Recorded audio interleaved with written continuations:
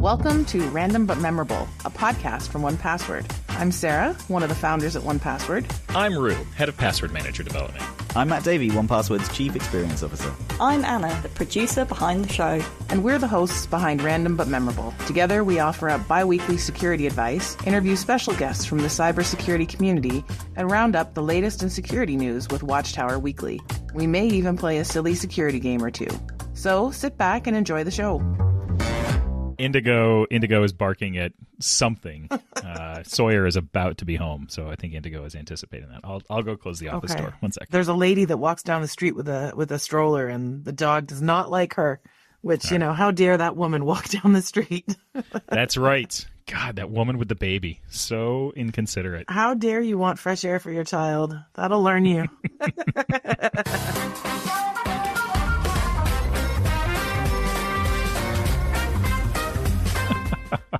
I was just going to say, so we have a new voice here. Yes, we are welcoming another new 1Password random but memorable co-host, Allie. Welcome to the show. Hello. Thank you for having me. I'm so excited to be a part of the podcast team. Would you like to give our listeners a little bit of introduction to Allie? Yeah, you bet. I work in product marketing at 1Password. I work primarily on the enterprise password manager product. And my job is really to help shape and share the story of the wonderful things that we are building. And I love taking things that feel very technical or intimidating and making them a little bit more accessible and relatable. Maybe something you would even chat about over coffee with friends. So this feels like a wonderful fit and a great opportunity to be a part of the podcast. Thank you for including me. Yay. Looking forward to having you. Yeah, for sure. For sure. With that, we are very grateful to have you with us, Allie, and you're going to be joining us for our Black Friday special. This episode is going to be a lot of fun. So later in the show, we'll be joined by Simon Miller, a fraud prevention expert from Cifas, to unpack the latest trends in financial fraud and scams you should be looking out for during Black Friday and this busy shopping season. He'll be sharing tons of tips to help you shop a little safer online, and you can use them throughout the year, not just at the holidays. Keeping up on the shopping theme, we'll dive into 1Password autofill and how it works with credit and debit cards in our Ask 1Password segment. But before all of that, let's talk about one of our favorite topics in Watchtower Weekly, passwords. Woohoo! Woohoo! All right, team, let's dive into another edition of Watchtower Weekly. This is our spot to shine a light on the security trends you should know about. Essentially, we do the doom scrolling for you so you don't have to. Today we're talking about passwords and why we're still using passwords like 1, 2, 3, 4, 5 in 2025, because it may surprise you just how bad things still are out there. A 2025 study by Cyber News looked at over 19 billion exposed passwords that were leaked between April 2024 and early 2025. The outlet found that a whopping 94% of them were either reused or duplicates. In short, very few people are using unique, strong passwords, and most are recycling the same ones across multiple accounts. In a recent 1Password survey, we found that a whopping 76% of Americans who've fallen victim to a shopping scam still reuse passwords across multiple accounts. So, folks know it's bad, but they still do it. I'm curious, is anybody else shocked by these numbers? I'm not, only because it lines up with what we see every day, which is that I think a lot of people know better, but habits are really hard to change, and convenience often trumps everything else, unfortunately. Yeah, I think the part that catches me off guard, though, is the 76% of Americans who have fallen victim to a scam. Like, so you've done bad, you've seen the impact of what having a bad password does to you, and you still do it anyway. I'm thinking about Bart Simpson, and Lisa had the hamster, and there was a little shock pole, and Bart just keeps touching the shock pole like over and over and over again. It's like, you got to learn, like there has to be something that you're doing. And I think if they could use a tool to make their lives easier, I mean, I don't know, I don't want to suggest 1Password or anything, but if you could just use a tool to make your life easier, then that would make everything better. And I think if people could do that and like realize how easy it is to use a tool, then maybe that would be that impetus to like not use the same password. But I do find it really bad that even in this day and age where we see why, and like the number of scams and things like that, like you really understand why it's not good to do that. And I wonder too if, because passwords and credentials are just so rampant now, like for every new tool and every AI automation that you're making, you have to plug in your login and you're creating new passwords. I wonder, Sarah, if part of it is they do know better and they do want to use a tool, but it seems overwhelming to even start, right? To get onboarded. And to your point, it is easy. And of course, once you get everything into your password manager, you're off to the races. Yeah. Definitely would recommend, if you're looking for something to do over the holidays, spend some time putting stuff in a password manager just to make your life easier, because the number of scam opportunities are only going to be increasing. So, and I think we often think that this is people-based, right? And this is those millennials or, are the older folks, but really, I'm sure that both of you heard about the recent news story about the famous Louvre Museum in Paris. It was reported that they used the password Louvre for their video surveillance system, which is incredible. Unbelievable. I mean, one of the most iconic, largest museums guarding priceless things, essentially using a username that's the equivalent of, password 123 or museum 123. It makes you think about those smaller museums or organizations that probably don't have a budget that is nearly as large as the Louvre, and an IT team that's probably much smaller. And you just wonder, what type of security is in place for things like that.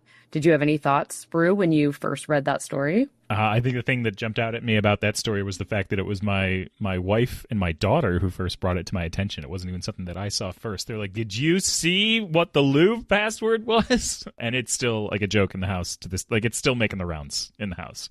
Like, they will still go, "Louvre," where the password is Louvre. Yeah, pretty wild, but also kind of not surprising. I think that's one of those, again, where you've got like 17 different security systems. And you figure it's just the cameras. I don't need to worry about it. And I think you got to worry about all the things. And I think that's why you need to have people who are security conscious about all of that, putting it all together. And I think I know when I first heard about the heist, I was picturing like Mission Impossible style, like somebody coming down on carabiners with glass cutters and like disappearing into like a poof of smoke. And then I'm like, oh, they had a bad password. It went from like a potential movie to like womp womp. Like, I guess you should have known better. So demonstrates that it's on all of us. It's not just everyday people who do it wrong. It's big people. Yeah, I think it just reflects sort of a wider attitude around password hygiene. If a major institution that is so dependent on its security can slip like that, folks at home are even more likely to. And to break this down even more, let's pull out a few more stats from 1Password's recent annual report. So 44% of employees are using weak or compromised credentials. 29% of security pros said most of their passwords follow a similar pattern or are identical. 15% of knowledge workers use the same password for both work and personal accounts. So what do you think is going on here? Like, why do folks just keep using weak passwords or picking the same one over and over again? I got to go with, I think people feel like they need to be the ones in charge of their passwords. They can't give up that control.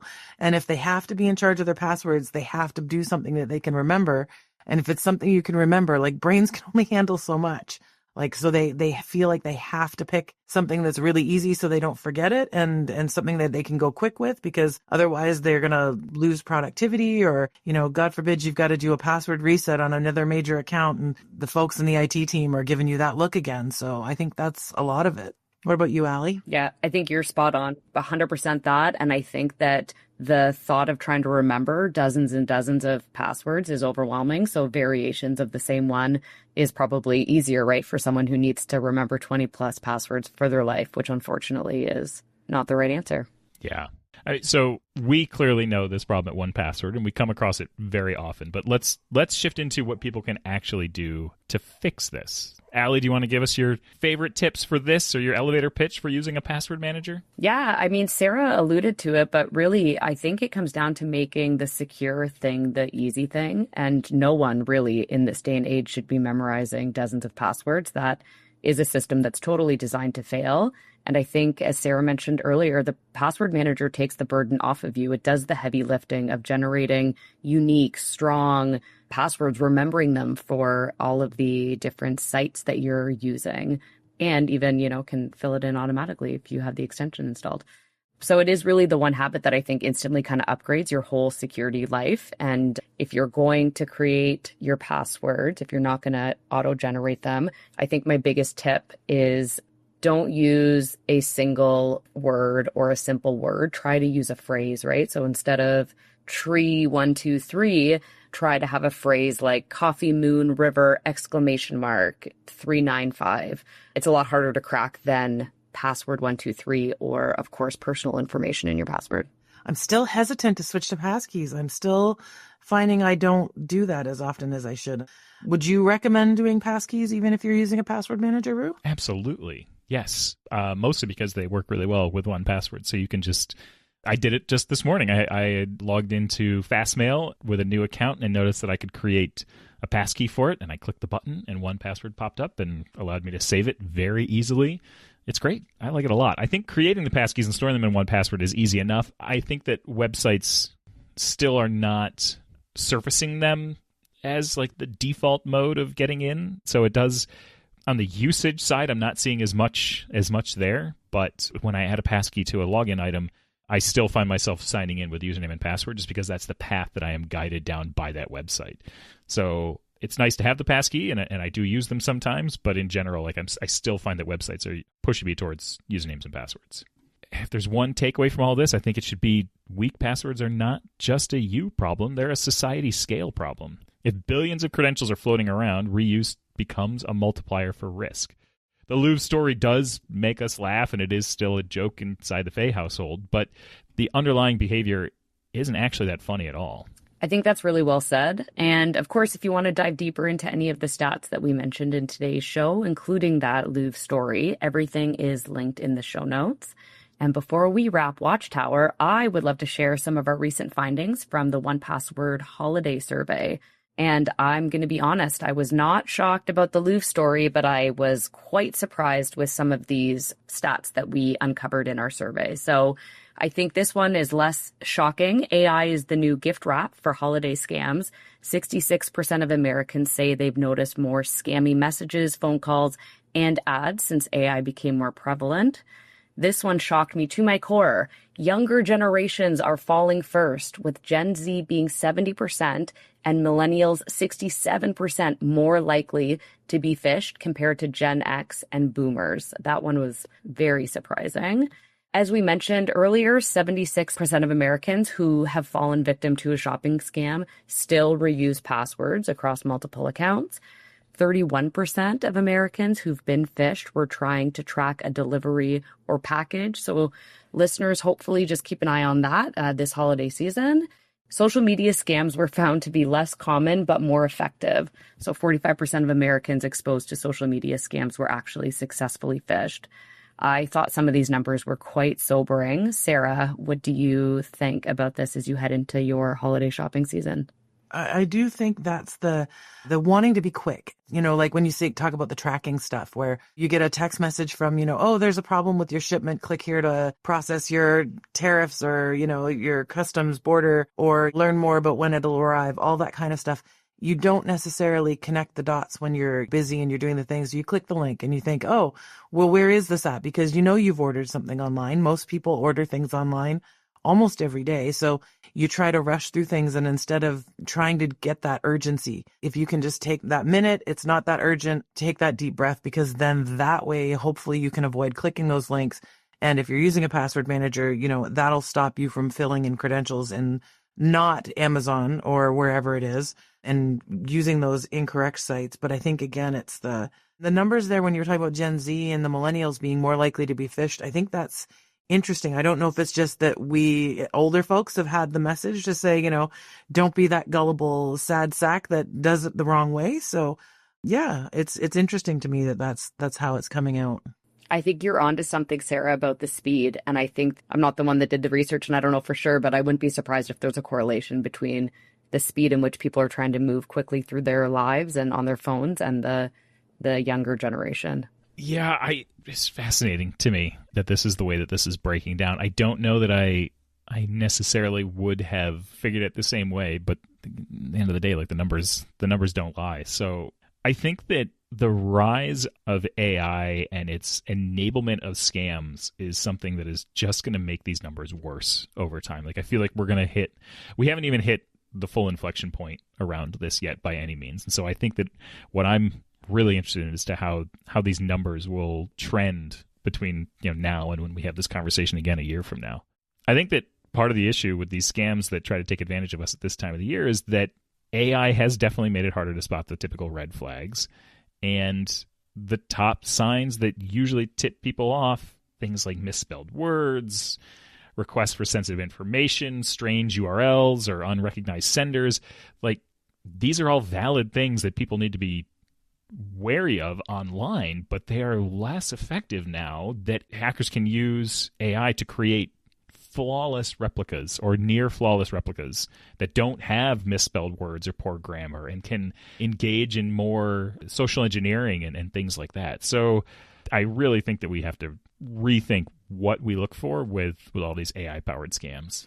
Yeah, I think that's definitely that new age of phishing and scams with AI being able to be so readily accessible by so many people, but that it can polish up all of those things. So it's not a matter of the small little spelling mistakes and the little things that you think are going to be the gotchas where it's like, okay, well, it's obviously missing a letter or it's the footer doesn't look right. The logo isn't there. Now with the computers doing what they're doing, it's all there. So it puts it back on the consumers and on the users to really make sure they're paying attention when they're doing stuff and really, really giving that their full attention when they're doing something. I think the age of multitasking has brought about the false sense of I can do everything while I do two things at once. And it's really important that you are making sure when you're doing anything that could financially impact you or lead to your identity being stolen, that you're giving that your full attention. So if you want to read our 1Password holiday report in full, we will be sure to link that into our episode show notes below.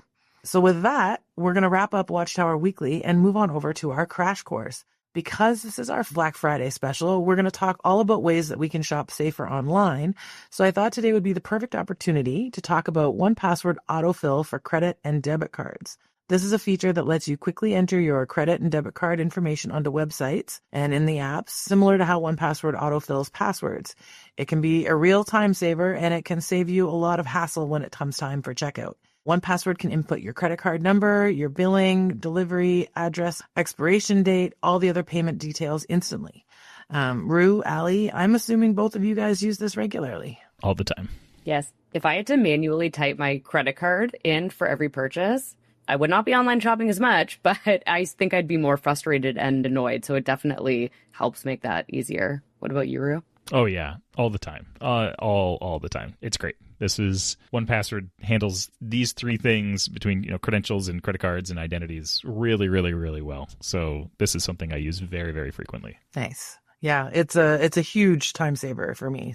But I will say, before you can use 1Password to autofill your payment card information, you need to create the credit card item in 1Password so you can save that information there.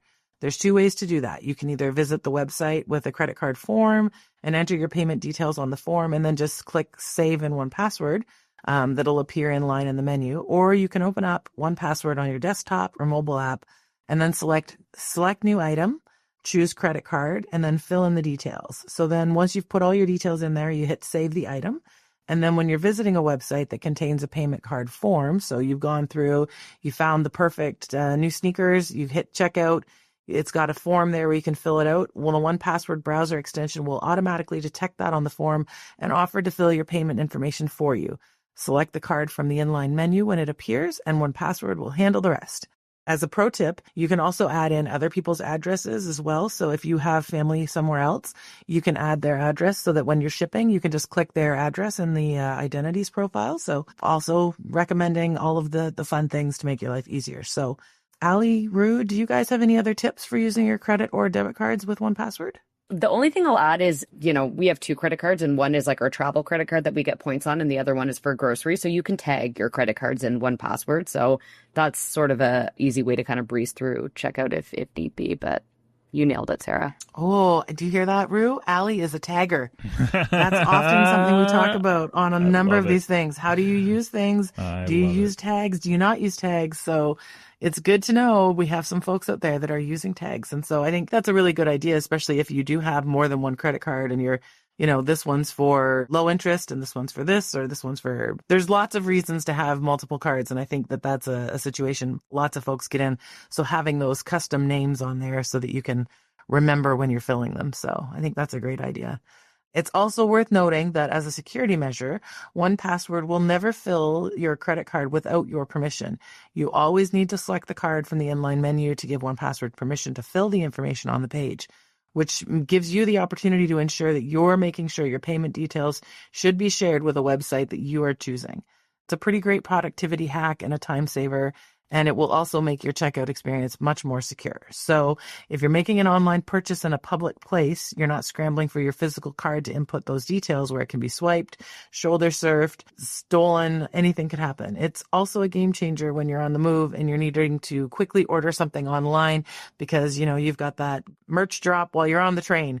And the other opportunity then is if you do drive somewhere and you get to a parking lot, you have to pay for parking and you have to find the way. How do you pay for parking?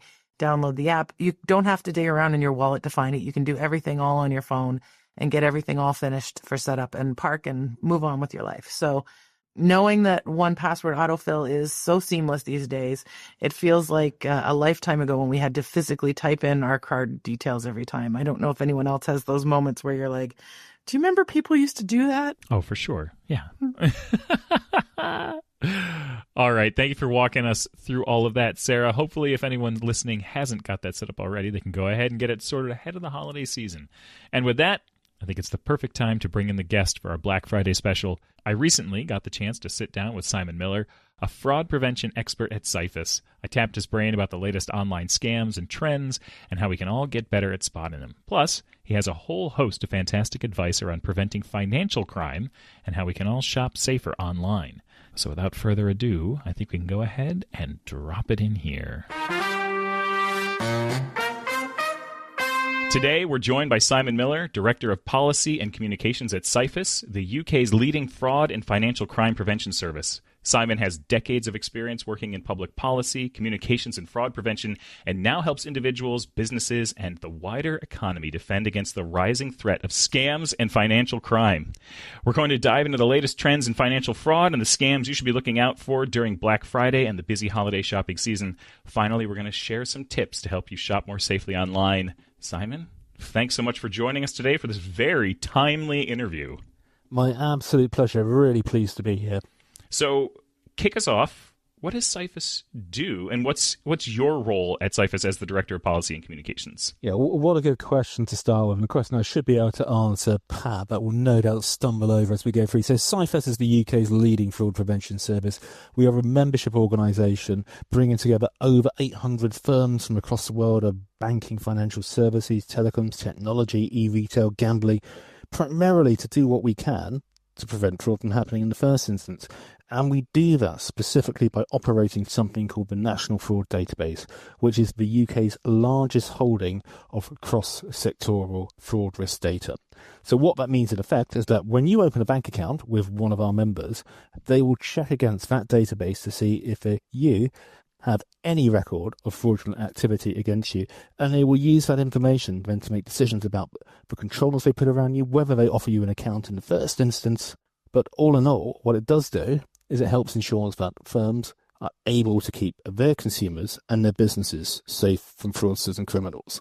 Really interesting. So within this role, do you have any particular areas of interest? Like what drew you into the spot that you're in now? Well, so you know what, fraud is a fascinating thing. So my background was in telecommunications and media policy. In a previous life, I was head of policy in the Leveson Inquiry in the UK, so it's a huge national inquiry into phone hacking. And I have drifted into fraud, and that's because fraud is almost everywhere. In the UK, it accounts for about £219 billion of losses to the economy each year. The figures globally are in the trillions.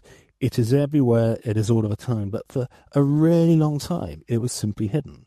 But the incidence of the pandemic, the fact that we're all at home, the digitization of platforms have meant that fraudsters and scammers developed instant and ready access to us. And we've become aware of it as consumers because now, as you and all your listeners will be aware, there's not a day that goes by where we don't receive emails or text messages or WhatsApp messages purporting to be from legitimate businesses, firms, interest friends that are actually fraud and scams.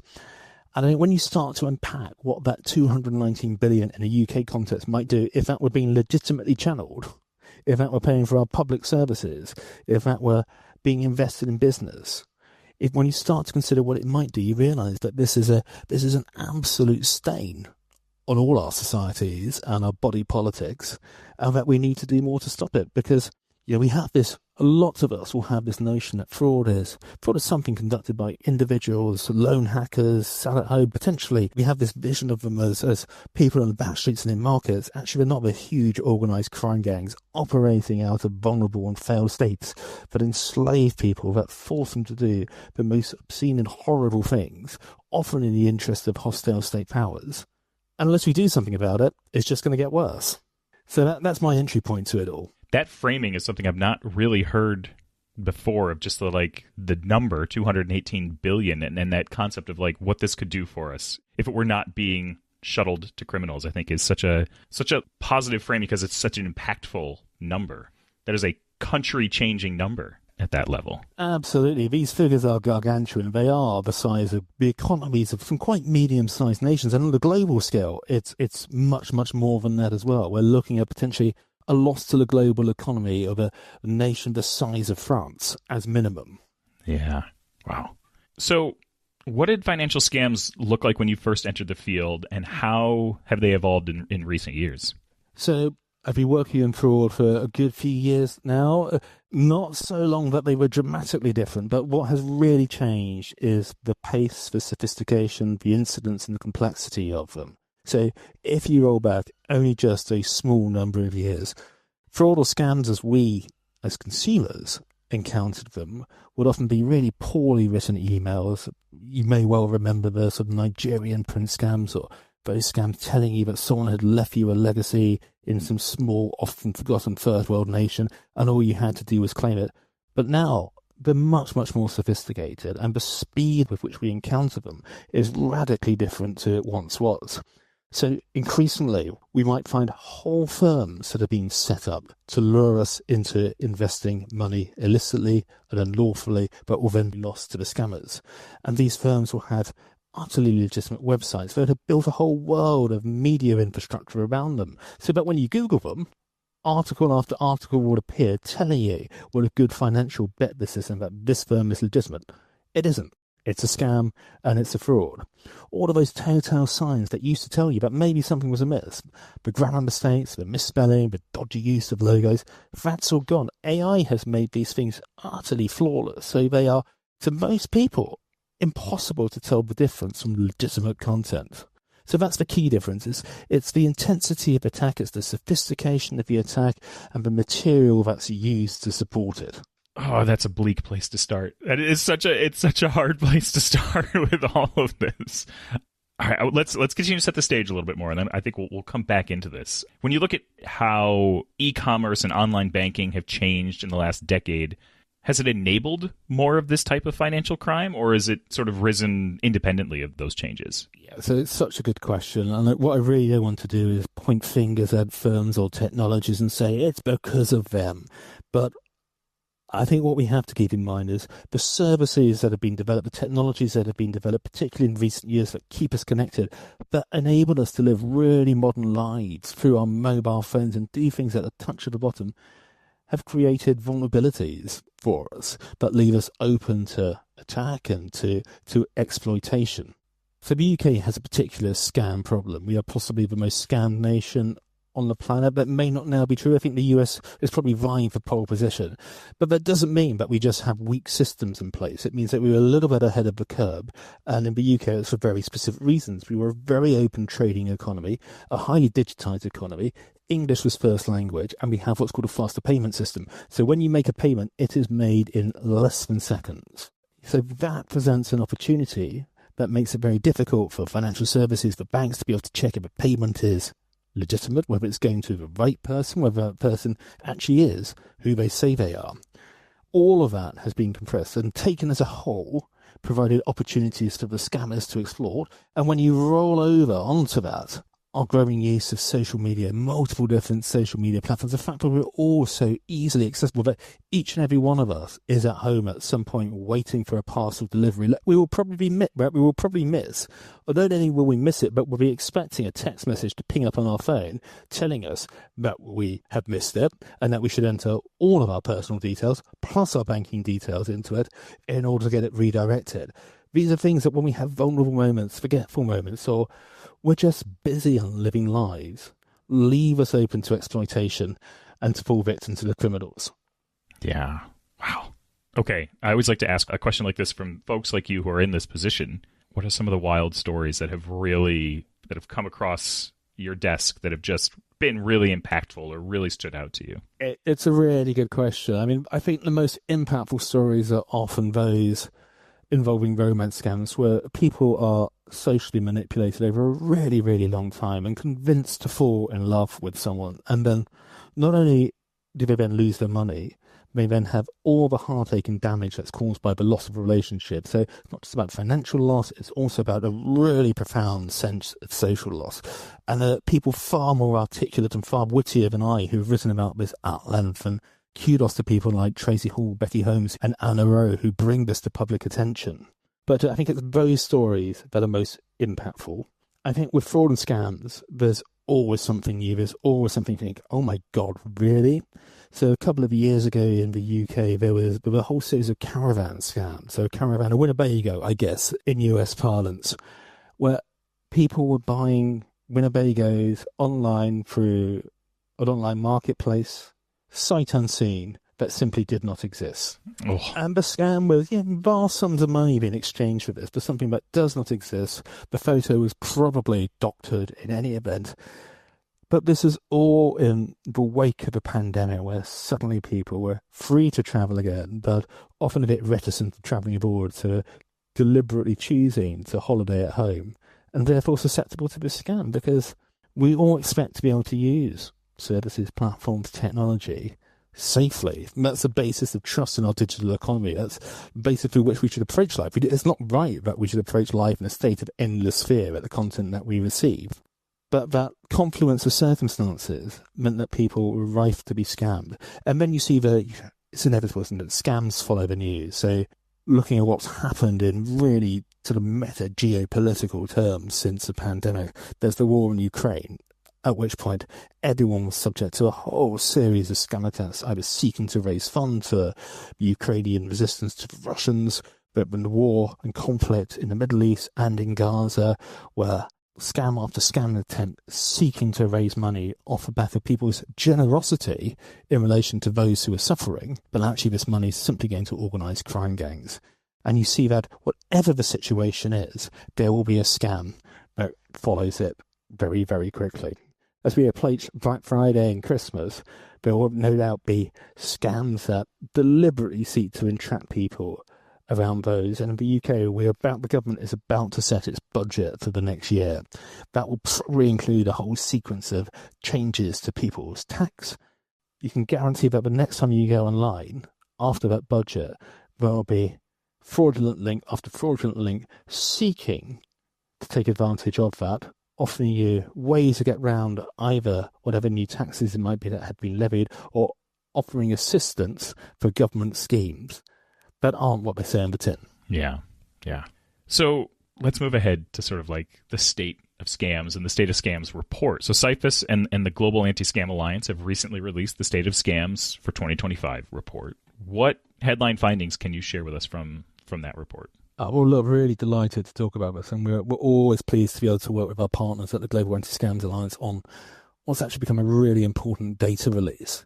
The headlines are really alarming. So we talked about £219 billion lost to fraud, £9.4 billion loss to consumer scams in the last year alone. One of the things that we find quite terrifying is that 80% of UK citizens who were surveyed said they could recognise a scam. And that's one of the really interesting things that increasingly, particularly with those who are younger, more digitally confident, digitally savvy, absolutely confident in their ability to recognise a scam, yet we're being scammed more. And it's often younger people who are most likely to be scammed. Beyond those numbers, and we talked a little bit about this when you said, some of the love life scams, What's the emotional and the social impact on people that we just don't always hear about that much? Yeah. So I think the impact of scams can be devastating. We all make assumptions about who it is that is scammed. Actually, the truth is we could all be scammed. We just haven't been found by the right scam yet. We've been lucky if we haven't been. The impacts can be profound and life-changing. For some people, it may be loss of trust in the services they use. And we think, okay, does it really matter if someone becomes a bit more skeptical about the platform they might use or the technology they might use? Well, actually, it's really important that people stop answering the phone. It's really important that people are wary of human contact and are skeptical and untrusting of all sorts of interactions. The losses to scams, and when we talk about scams, we need to differentiate between both high-impact investment scams, where the values are really significant, and those potentially lower-impact volume scams, often about people buying a pair of sneakers, a pair of trainers, that never materialise. Actually, if you're a 16-year-old and your life savings are $200 that you've just spent on those trainers, that loss is very significant as well. Yeah. Yep. And it is often those who are economically vulnerable who are more likely to fall victim to scams because of their vulnerability. And one of the really sad things that we saw as an organisation in that post-pandemic world, as inflation started to rise, the number of scams focusing on the cost of living, people being offered what were purported to be payday loans, but were in fact scams, pay X amount of dollars in order to get a larger sum to tide you over until the end of a financial month. All money that didn't materialise, and the only people who profited were the scammers themselves. So the emotional impact can be devastating, the financial impact can be devastating, and all of this is played out against this gradual erosion of trust. You talked a little bit about, as we're heading into Black Friday, the festive season, what types of scams do you see on the rise here? What's the seasonality that you've been able to track here? It's a really interesting and good question. There is such a thing as a scam calendar. At the end of a financial year, there'll be lots of scams involving your tax returns. At Valentine's Day, that's when romance scams spike. If there's a big sporting event, you can absolutely guarantee that scams in relation to ticketing and touting will be on the march. As we run up to Christmas, and there'll be those of us who are just looking to indulge our family and friends and probably spending a bit too freely, it's those offers that are too good to be true. It's those offers from websites that look legitimate, particularly those that offer buy now, pay later opportunities. We need to be really wary about those types of scams. And it's for those of us who are more financially conscious, being concerned about the Christmas period when we all have potentially anxieties about what we spend, that we will be targeted with scams seeking to take advantage of that anxiety. What types of online shopping scams do you see that are on the rise right now? Is there anything new or surprising that maybe hasn't come up in years past? There is always something. I roll back to earlier in the summer when there were timeshare scams, a big rise in those. There will be something this Christmas. Not quite certain what it is yet. We haven't seen anything directly manifest. But we're still a little way out, and these things often happen towards the final moment, because the key thing about a scam, I think it's something we should all bear in mind, is they only work when we're put under a degree of pressure. They only work when there's something that compels us to make a purchasing decision or authorize a payment that ordinarily we might not. So I think that's a key flag for everyone, is beware of those false imperatives, beware of that pressure to buy something when you don't really need to, and remember that as a consumer, as a citizen and as an individual, time is always on your side. Yeah. When confronted with a scam or something that you think may be a scam. Yeah. You mentioned AI earlier, which is something we bring up on every one of these interviews in one way, shape, or another. How have you seen the rise of AI and deepfakes impacting scams and potentially making the financial fraud more convincing for the victims? It's such a good question. I don't get to talk about fraud and scams now without talking about AI, and I've yet to find the AI deepfake of me that can do it either. So I'm still waiting for that benefit to arrive. I think in relation to AI, it's always a very tricky one to talk about, because when we talk about reported scams, it relies on someone knowing that what scammed them involved the use of AI technologies. However, that said, I think it's fair to say that AI in the world of scamming and fraud is absolutely everywhere. It is pervasive. It is used in different means all of the time. I think when AI first started to emerge as a technology 2 or so years ago, there was real and genuine concern about videos of people's children being used as a point of leverage to extort money and fake kidnapping cases. Well, you need a lot of things to make that work. You need a very sophisticated chatbot that can respond to those types of conversations, or you need someone who can type in super quick time very compellingly to provide a narrative. But you also need social economic circumstances that allow for that to be believable. There has to be something in a scam that is believable for it to be successful. Actually, where we see AI being used most is in the organisation of attacks on systems for malware purposes, extortion purposes. AI enables the training of those attacks in a way that is far more effective and sophisticated than existed in a pre-AI world. So the targeting of individuals, the identification of firms is much more sophisticated and effective as a consequence of the use of AI tools. But increasingly where we see AI is in the use of the creation of collateral materials that make the scam seem convincing. So right at the top I talked about scam firms setting up fake websites, creating fake newspaper and media coverage to legitimize the scam.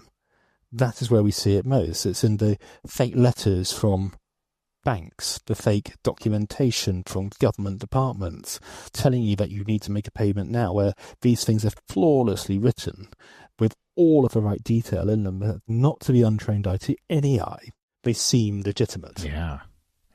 So that's where we really see AI, but also now in replicating figures in authority, people who might convince you or me, if they were legitimate and real, to invest in a financial product or service. So the cloning of politicians to promote unlawful, fraudulent investment vehicles, that's a really key thing.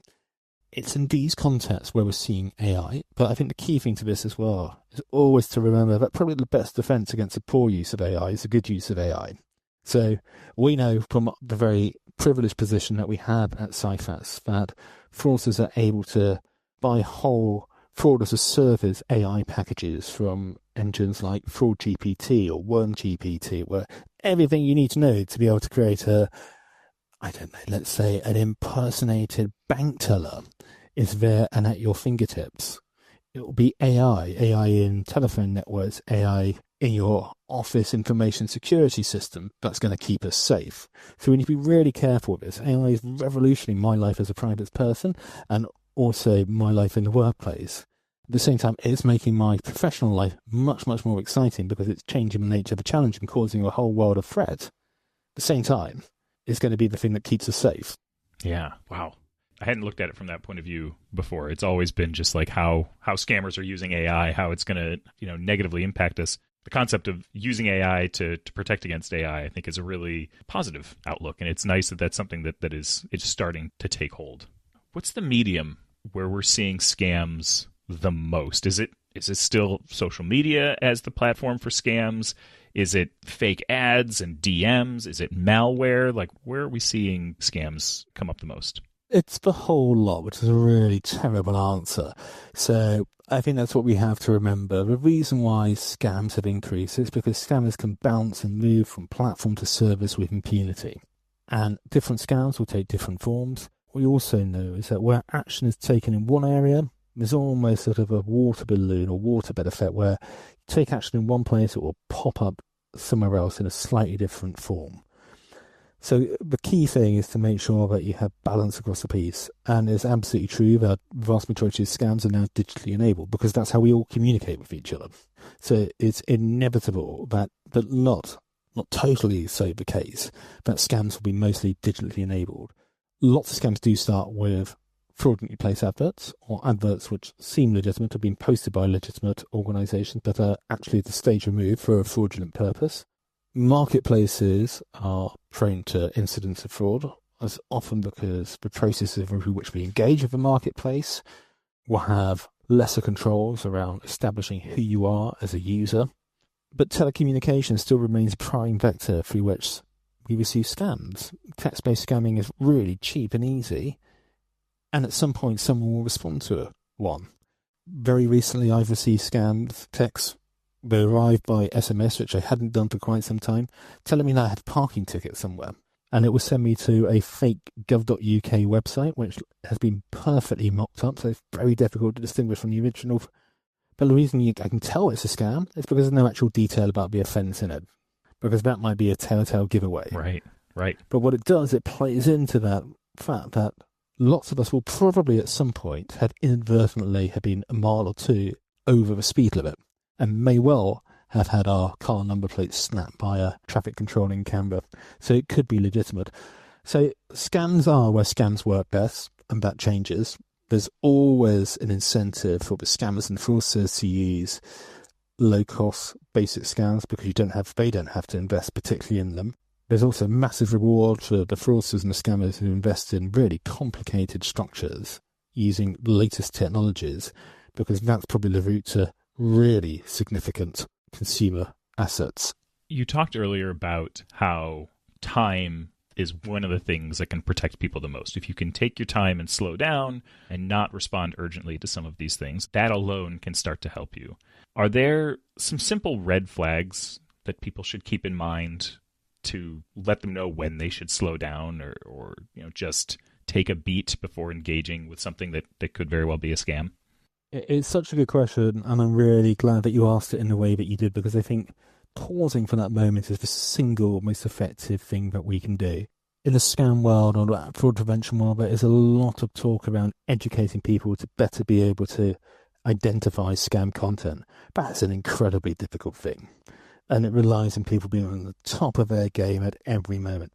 Actually, what's much more useful is to just encourage people to be a bit more skeptical about content they receive unexpectedly. So to always get a second opinion. So if you receive something, you think, oh, that's interesting, get a second opinion about it. Ask someone that you trust whether that's something that you should pursue. Always take that time, and remember that if someone's putting you under pressure, it's probably for no good purpose. That's another clear flag. I think the third thing is, if you suspect it's a scam, always hang up. If you're on the phone, always close down that website and always report it. And there are, depending on where you are in the world, there's always a really good means of reporting it. Because the simple facts of the matter are, the better the picture that we build up around where the scams are happening, through which channels and in which nations, the more we can do about it. So building up that intelligence picture then enables the police to act effectively. There are some other golden rules, I guess, as well, but we say sometimes if something feels too good to be true, it probably is. I mean, we should all keep that in mind, particularly as we approach the Christmas period. And the single greatest thing that a scammer can get is your identity. So make sure that you have appropriate controls around your key accounts. Always have two-factor authentication turned on. It might be a bit of a pain, but it's a thing that is going to save you from really significant loss over the long term. Yeah. I had an option that I turned on one of my financial accounts the other day, which is just like transfer protection. It locks the account down. It doesn't allow any money to be transferred out of the account. I was like, this is a good thing to have on for this account. There's no negative impacts outside of it, but it was one where I was like, yep, we need to have this enabled. And it's exactly that. And if you're going to make a significant purchase, turn it off for that moment, turn it on afterwards. It's really simple and easy. Yeah. One of the things that I've experienced myself this year is, certainly as tools like ChatGPT become more popular for people to use just in their day-to-day lives, is as a gateway for shopping. And so I was replacing some parts on my mountain bike the other day, genuinely. And I had gone into ChatGPT to sort of like get details on how I should do it and what I needed to get. And it sent me off to a website to go and buy the parts that I needed. And I was like, well, this is very convenient. And I did. And I am now realizing those parts haven't shown up at my house yet. And it was a site I've never interacted with before and never seen before. And it does make me wonder, is this another gateway for scammers? Like, is this another spot where people should be really careful of using tools like ChatGPT as shopping gateways that scammers could potentially insert themselves in the middle of? Yeah, absolutely. I mean, I think AI engines that we all have ready access to are broadly safe, secure. An awful lot of work goes into ensuring that appropriate safeguards are in place. but they're only scraping and searching the net for the content that they can find in many cases. And when you ask it for specific things and it takes you to a recommendation, why wouldn't you ordinarily follow it? And this is where we need to learn to be more skeptical about the content that we are served up. And in the case of, say, ChatGPT, it's about putting the appropriate prompts in. So if you are going to make a recommendation, make sure it's only from a legitimate site, that it takes this, this, and this into account so that you can be sure that if it does serve you up with a recommendation to a shop or a direct link to that shop, you can use that with confidence. But it is one of these things that we need to recognize that with every new vector that we open up to make our lives that bit easier, more convenient, that would also be at some point exploited by the scammers, because that is where we are. Where we are is where the scams are. Yeah. Okay. So let's pretend that I was victim to a bicycle parts scam at this point. What's the first thing that someone should do if they fall victim to a scam? So partly it depends where you are in the world and what the reporting mechanisms are, but always report it. That should be to your provider, to the bank that you made the purchase, to try and do what you can to get that money back. You should also report it to the police. You should also report it to the platform that you access that content through. Because the more it is reported, the better able those platforms are then to train the algorithms to recognize the fraudulent content so it's never served up in the first place. So those are the 3 key things to do. Nice. What role do businesses, banks, and online platforms play in this prevention? And do you think that they're doing enough at this point? So it's a really, really good and challenging question, asked for all the right reasons. So as an organization, we work with each of those 3 sectors, and they are each doing an awful lot to ensure that their platforms are safe and secure. But this goes back to a point I made right at the beginning. Scammers are able to use and abuse systems and platforms and bounce between them with huge freedom. There are steps that need to be taken to reduce it, but that comes at a cost to the rest of us. That means introducing potentially friction into payment journeys. It means a KYC check, also know your customer check or a verification check when you go on to platforms. We are not always supportive of that as consumers because they make our lives a little bit more complicated or slow us down in the moment. One of the other issues is that no one really has the full picture of what's happening in the world of fraud and scams. We only understand it by piecing together a lot of disparate information. The scam that emerges on an online platform, how do you know? You don't know that it's a scam until someone has been scammed. Up until that point, it looks, it smells, it functions like legitimate content. Because that's the thing, isn't it? No scam says, I am a scam. That scam says, I am legitimate content, and I'm going to lure you in by replicating that other legitimate content perfectly. So the key thing that all of these different parties need to do is work together, specifically to share data, but to share data that enables the blocking and removal of that content before it gets to us as consumers in the first place. So that early identification of content, either through people reporting it, for the better training of systems, and the sharing of that across sectors is going to be the thing that keeps us safe in the long term. On top of which, beneath a much greater international action to attack those criminal gangs who are causing this harm in the first place, because most scams are international in dimension and will cut across multiple jurisdictions. It feels like we've crossed a bit of a threshold with frauds and scams. You know, when you talk about how perfectly they can replicate legitimate sites and things of that nature, where do you see us going in the next few years? Like, what do you think the landscape is going to look like in the next few years if you had to project out from where we are today? So I'm an internal optimist. I don't think scams are going to go away, though. I do think we are at something of an inflection point in terms of societal and governmental and policy response to scams. The UK has done a huge amount. We're expecting shortly the publication of a refreshed UK government fraud strategy, but that's because over a large number of years, scams and fraud were the things that filled up most parliamentarians' mailbags from constituents. It was the number one issue raised on the doorstep with them. And I think as that is replicated elsewhere in the world, there is increasingly a political imperative and a willingness to start taking action. Lagging a little bit behind that is a recognition that actually no country can go at it alone. It needs collaboration. That means common sets of rules. And particularly for organisations and businesses operating globally, they need that common set of rules in order to be able to tackle this effectively. But I think if you look at discussions that are happening increasingly in Asia, in the US, in international enforcement action that brings police forces from multiple different countries together, there is a growing willingness to tackle this. What needs to happen now is that we capitalise on that and build on it, and there does seem to be a will to do it, but that needs to happen at pace, because if it doesn't, it's the scammers and fraudsters who benefit from the gaps that are created between what's happening on the ground and a lagging policy and enforcement response. Yeah. Okay. So we've covered a fair bit of things people should do to keep themselves safe. As we find ourselves towards the end of this conversation today, is there one key piece of advice that you think people need to walk away from this conversation with to help stay safer online this year? So can I turn that into two pieces of advice? The first thing is always exercise some caution and take some time.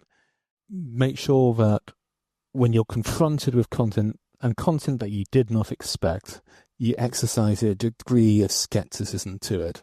I mean, the second thing is never see a scam incident as too small, too irrelevant to report. Someone is being harmed in that chain. So always report, because it's only through reporting that we genuinely get action. To bring us home, where can people find more about Cifas and access any resources that they want to learn more? So at Cifas, we provide a world of resources and information. Please visit our website at www.cifas.org.uk. For organisations who may be listening to this as well, we provide a world of training resources. So how to equip your organisation to be able to better protect its own workforce plus its customers from fraud and scams. And do please contact our academy as well, which will be www.cifas.org.uk/academy. Wonderful. Simon, this has been a lot of fun. Thank you for coming and sharing all this knowledge with us today. Thank you so much for having me. It's been an absolute pleasure. Well, that was amazing. It was great to hear from Simon, and it felt like a really action-packed interview with a lot of great advice for all of our listeners. And speaking of advice, it's time to move on over to Ask One Password, where we like to answer all of our listener questions. So today we have an email from Hycon who says, "Hey, I love the podcast and I listen to every single one." Thank you. Thank you. I hope you've left a review too. He didn't say that, but I'm saying that for them. "I have a request for Ask Roo. How can I best store my recovery keys for an account? The 1Password field isn't a good fit since it's usually a lot of keys to save.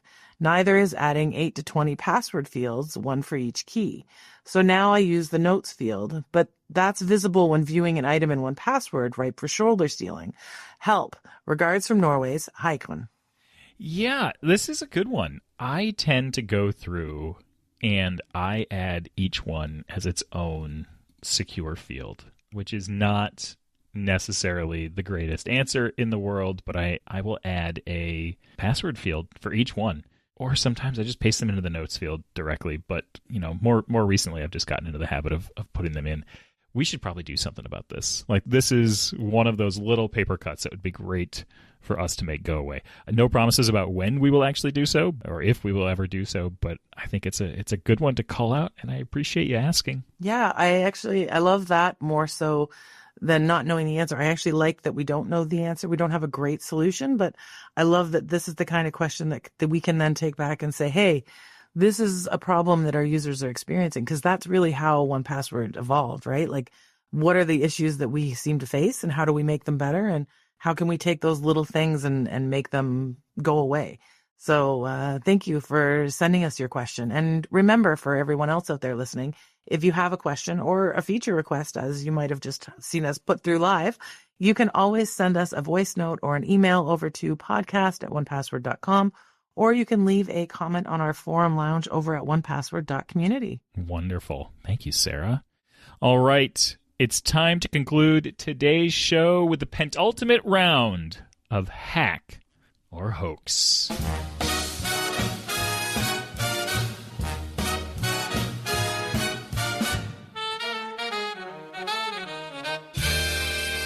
So welcome back to Hack or Hoax Black Friday edition. We'll be playing this game for the final time on our festive special next episode. since we always like to mix things up and introduce a brand new game with each season. That is, unless you demand that we keep it. Let us know on YouTube or on the One Password community if you love this game and want us to keep it in the rotation. But here's a very quick reminder of the hack or hoax rules. Each episode, we bring you a curious tale from the world of cybersecurity. It could be a historic story from credible online sources, or it's complete garbage that we invented to try and trick you. Your job, along with ours, is to figure out, is this a real security news story, or is it totally fake? Is it a hack, or is it a hoax? And, like I said, today we have a Black Friday-themed breach to conclude our special today. So here we go. In late 2013, American shoppers rushed into Target stores chasing holiday deals. But as millions swiped their cards at the checkout, someone else was quietly shopping too. Hackers had gained access not through Target's own defenses, but through a small HVAC vendor with remote network access. Once inside, they installed malware on thousands of point-of-sale systems. Every swipe of plastic, every credit and debit card was captured in real time. By the time the attack was discovered, the hackers had stolen data from more than 40 million credit cards and the personal information of 70 million customers. Shoppers were left vulnerable to fraud during the busiest season of the year. The breach cost Target hundreds of millions of dollars, but it also revealed something scarier. Even retail giants can fall because of their smallest partners. So, Allie, Sarah, is that a hack or a hoax? I think it's a hoax, only because I think it's very possible that that could happen. But Target is quite popular. Like, I'm surprised that it would have gone through that with minimal backlash. What do you think, Sarah? I'm going to go with, we used enough words that made me like it was not an HDMI port, but it might as well be an HDMI port. HVAC and HVAC. And HVAC. So now that I know that it's HVAC, I'm like, I don't know if the HVAC vendors would have been on a POS system, like to put a skimmer on and be able to do that like they do with the gas pumps. I don't know if they'd be able to. I'm going to go with hoax. I was going to go with real, but now that I know that it's HVAC and not like an HDMI port, I don't think the HVAC guys are breaking into the credit card POS system. At least you and I will be wrong together, Allie. All right. So Sarah's going hoax. Allie, what are you locking in with? Hoax. I'll lock it in. Hoax. All right. Well, I'm happy to report that we got both of you. This is indeed a hack. The Target breach of 2013 is one of the most infamous retail hacks ever recorded, and we will put a link to the Guardian article that covers the full breach details in our show notes this week. It's a good one. Gosh, it's fun being on the other side of these. I was going to say, I bet you're enjoying this much more as the reader of the problem. Oh, it's so much better. I like that game. Yeah, I love it. I'm that's a good one. I wouldn't have thought HVAC would have done it, but them folks are everywhere. I should have known better. All right. I think that's a wrap on today's show. Thank you for sticking with us. And a big thank you to Simon Miller for sharing incredibly useful holiday shopping wisdom. If you think that someone in your life could use those tips, please send this episode their way. And if you want to talk more about anything that we covered in today's show, come join the conversation at onepassword.community, or please subscribe to the Random But Memorable YouTube channel and comment on any episode. We absolutely always love hearing from you. And thank you both for a wonderful first episode. Yeah, good job, Allie. Yay, thank you for joining us. It was great. Yay. All right, we'll catch you on the next one. Bye-bye. Thanks, everybody. Bye. Happy shopping. Bye. Thank you so much for tuning in this week. If you're enjoying the show, we'd love it if you could subscribe to the podcast on Apple Podcasts, Spotify, or wherever you listen to your podcasts. You can also leave us a rating or review. It's one of the best ways to support Random But Memorable, and we always love reading your feedback. We're also a community-led podcast, so if you have any questions for us, topics, requests, or even guests you want to hear from, please send us an email at podcast@onepassword.com. We read all your comments and look forward to hearing from you. We hope you join us in the next episode for plenty more random moments in the world of cybersecurity.